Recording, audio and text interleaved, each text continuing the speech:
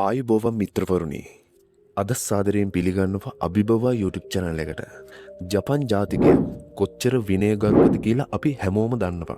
ඒත් ඔයා දන්නවද ඔවුන් කාලය ගැන කොච්චර සැලකිලිමත්ද කියලා? ඇත්තටම ජපානයේ සහ ඒ ඉන්න මිනිස්සු අනිත් රටවල් වලට වඩා අවුරුදු 50ක් ඉදිරියෙන් ජීවත් වෙනවා කියලා ලෝකේ පුරාම කියන්නේ නිකන් නෙවෙයි. මේක තේරුම් ගන්න පුංචි උදාහරණයක් හිතන්න. ලංකාවේ සාමාන්‍යයෙන් කොල්ලෙක් කෙල්ලෙක් උදේ 7 වෙද්දි තාම ඇඳේ. ෆෝන් එකෙන් රීල්ස් බල ඉන්නවා.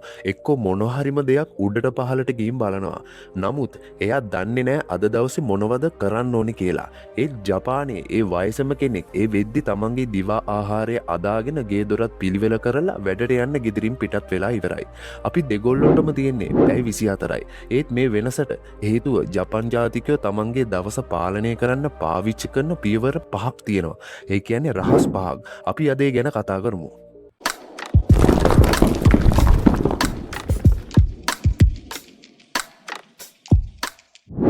පළවෙනි පියවර ජිකන් ඩොරුබු. ඒ කියන්නේ කාලය සොරකම් කරන අය හඳුනා ගන්න. ජපානයේ ජිකන් ඩොරුබු කියලා වචනයක් තියෙනවා. ඒ කියන්නේ කාලය සොරා ගන්නා කියන එකයි. අපි හිතනවා එක මැසේජ් එකකට රිප්ලයි කරන්න විනාඩි 2යි යන්නේ කියලා. ඒත් ඒ වැඩේ නිසා ඔයාගේ කාලයෙන් විනාඩි 20ක් විතර හොරකම් කරනවා. විද්‍යාවේදී මේකට කියන්නේ attention residue කියලා. ඒ කියන්නේ ඔයා එක වැඩක් නතර කරලා තව වැඩකට ගියොත් ඔයාගේ මොළය ආයෙත් පරණ වැඩේට හුරු වෙන්න විනාඩි 23ක් විතර යනවා. ඒ නිසා අද රෑ ඔයාගේ කාලය හොරකම් කරන ප්‍රධාන හොරු 3 දෙනෙක් හඳුනාගෙන ඒ දේවල් කරන්න විතරක් වෙනම වෙලාවක් වෙන් කරගන්න. දෙවිනි පියවර ඉචිබා. ඒ කියන්නේ වැදගත්ම දේ මුලින්ම. ජපන් සංස්කෘතියේ ඉචිබා කියන්නේ අංක 1ටයි. ඒ කියන්නේ වැදගත්ම දෙයට මුල් තැන දෙන එක. අපේ අය උදේ නැගිට ගමන් කරන්නේ ෆෝන් එක බලන එක. ඒත් වැදගත්ම වැඩේ හවසට කල් දානවා. හවස් වෙද්දී අපේ ශක්තිය සහ අවධානය ඉවර වෙලා. ඒ නිසා ජපන් ක්‍රමය තමයි උදේ නැගිටපු ගමන්ම පළවෙනි පැය දෙක ඇතුළත ඔයාගේ අමාරුම සහ වැදගත්ම වැඩේ ඉවර කරන එක. එතකොට ඉතිරි දවසම ඔයාට හරිම සැහැල්ලුවෙන් ඉන්න පුළුවන්. තුන්වෙනි පියවර නෙමාවාශී. ඒ කියන්නේ රාත්‍රියේ සැලසුම් කර උදෑසන ක්‍රියාත්මක කරන්න. නෙමාවාශී කියන්නේ වැඩක් පටන් ගන්න කලින් ඒකට අවශ්‍ය පසුබිම සකස් කරනවා කියන එකයි. අපි උදේට නැගිටලා අද මොකද කරන්නේ කියලා හිතන්න ගියාම අපේ මොළයේ තීරණ ගැනීමේ ශක්තිය නිකරුණේ වැය වෙනවා.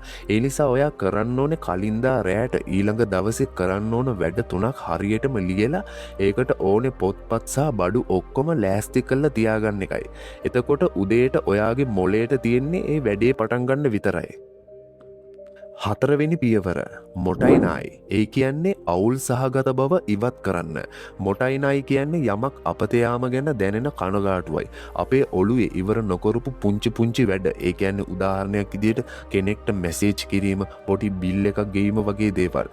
ගොඩක් තියෙද්දි ඒවා අපේ මොළයේ අවධානය හොරකම් කරනවා. ජපන් ක්‍රමය තමයි හැමදාම හවසට එක පැයක් වෙන් කරලා ඔය හිතේ තියෙන පුංචි වැඩ ඔක්කොම එකපාර ඉවර කරලා දාන එක. එතකොට ඔයාගේ මොළය ඊළඟ දවසට හරිම නැවුම් වෙනවා. පස්වෙනි පියවර හරා හචීබු. ඒ කියන්නේ කාලසටහන 80ක් පමණ පුරවන්න. හරා අචීබු කියන්නේ සාමාන්‍යයෙන් කෑම කනකොට බඩෙන් 80ක් පිරුණම නතර කරන එකටයි. ජපන් ජාතිකයෝ මේක තමන්ගේ වැඩවලටත් පාවිච්චි කරනවා. දවස පුරාම වැඩ ගොඩක් පටවගන්නේ නැතුව ඔයාගේ දවසෙන් 80ක් විතරක් වැඩ සැලසුම් කරන්න. ඉතිරි 20ම බෆර් ටයිම් එකක් විදියට නිකන් තියන්න. එතකොට අදිස්සියෙම වැඩක් වැඩි වුණොත් ඔයාට පීඩනයකින් තොරව ඒක කරගන්න පුළුවන්. ඉතින් මේ පියවර පහම ඔයාගේ ජීවිතයට එකතු කරගත්තොත් ඔයාටත් පුළුවන් වෙයි කාලේ නිකරුණේ වැය කරන්නේ නැතුව සාර්ථක වෙන්න.